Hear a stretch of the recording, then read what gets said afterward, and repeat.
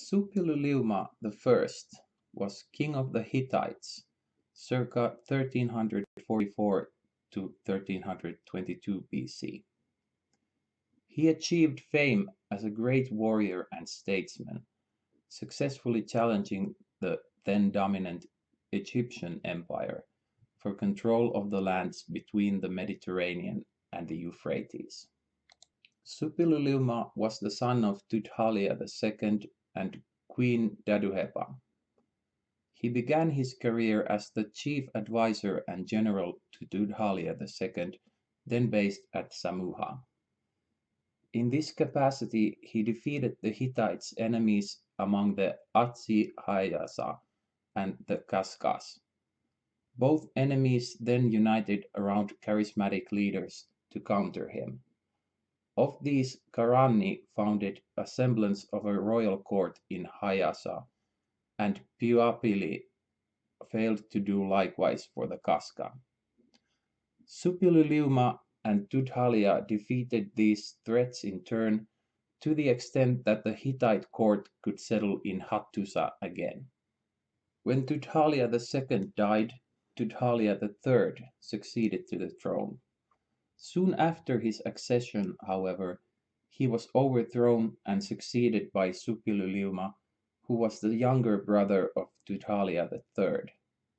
Some of the Hittite priests later reported this to Suppiluliuma's son, successor, and biographer Mursili II, holding it out as an outstanding crime of the whole dynasty.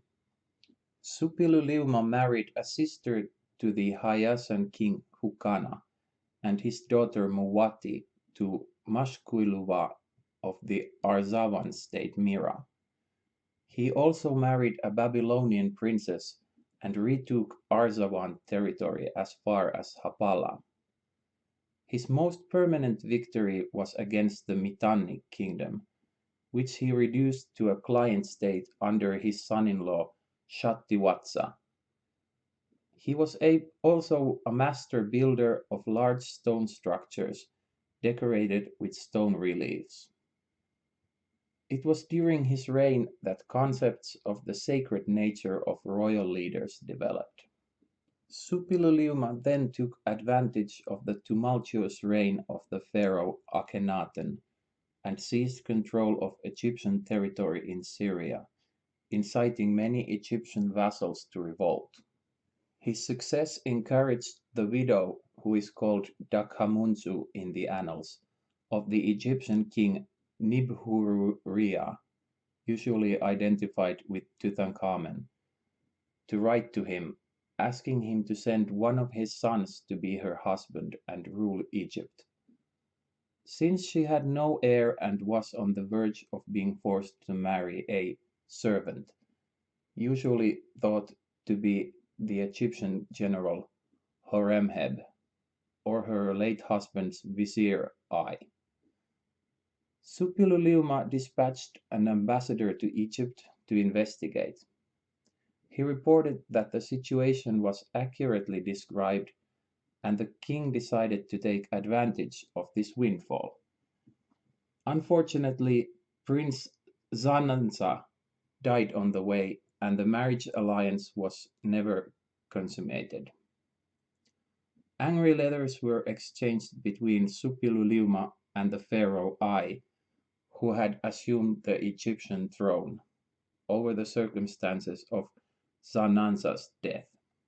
Suppiluliuma was furious at this turn of events and unleashed his armies against Egypt's vassal states in Canaan and northern Syria, capturing much territory. Unfortunately, many of the Egyptian prisoners carried a plague which would eventually ravage the Hittite heartland and lead to the deaths of both Suppiluliuma I and his successor Arnuwanda II. Suppiluliuma had two wives. The first wife, who served as his queen, was a woman named Henti. A badly damaged text from the reign of her son Mursili II implies that Queen Henti may have been banished by her husband to the land of Ahuawa. An advantageous marriage with a Babylonian princess might have resulted in her banishment. She is likely the mother of all of Suppiluliuma's sons. Arnuwanda II, a king of the Hittite Empire circa 1322 to 1321 BC. Telepinu, who is known from a decree appointing him as a priest of Kichuwanda. Puasili, later known as Sari Kusuh, and governor of the former territory of Hanigabat west of the Euphrates. Mursili II, a king of the Hittite Empire circa 1321 to 1295 BC. Zananza, the Hittite prince who was sent to Egypt in response to the Dakhamunzu letter and possibly murdered en route. After Henti's disappearance, the next queen is a Babylonian princess named Malignal. She is the daughter of King Burnaburiash II. Malignal adopts the title Tawananna as her personal name. Suppiluliuma is known to have had at least one daughter. Her name was Muwatti. The deeds of Suppiluliuma, compiled after his death by his son Mursili, is an important primary source for the king's reign. One of Suppiluliuma's letters, addressed to Akhenaten, was preserved in the Amarna Letters archive at Akhenaten. It expresses his hope that the good relations which existed between Egypt and Hatti under Akhenaten's father, Amenhotep III, would continue into Akhenaten's new reign. To the non-specialist general public, Suppiluliuma I is mainly known from the best-selling historical novel The Egyptian by Mika Waltari, in which the Hittite king is presented as the ultimate villain, a ruthless conqueror and utterly tyrannical ruler. Popular culture researcher Abe Brown notes that as Waltari's book was written during the Second World War, Suppiluliuma's depiction is likely to be at least in part inspired by Hitler, rather than by historical facts. Unlike quite a few other historical figures of many times and places who got cast in the role of Hitler, Suppiluliuma has not yet attracted the attention of any historical novelists to write a bit more nuanced popular account, though his life certainly offers rich, untapped material.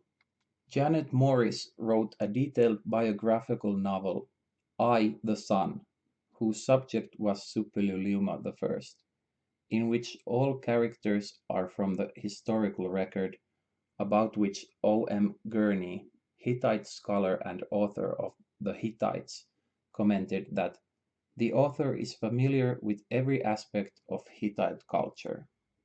Suppiluliuma appears in a minor role in the novel The Shadow Prince by Philip Armstrong, as the grandfather of the hero Tupiluliuma, in which he is Tudhaliya's nephew and adopted son. It is explained that he was reluctantly forced to take the throne and exclude his adoptive brother, the younger Tudhalias, as a result of his predecessor's descent into madness. He is regarded as one of the greatest of the great kings of Hatti, but is not a man to be crossed lightly. He is also a character in the historical fiction manga Red River. Suppiluliuma may be depicted in the Nantucket novels of S. M. Stirling, but under an alternative name with a son called Kalkash.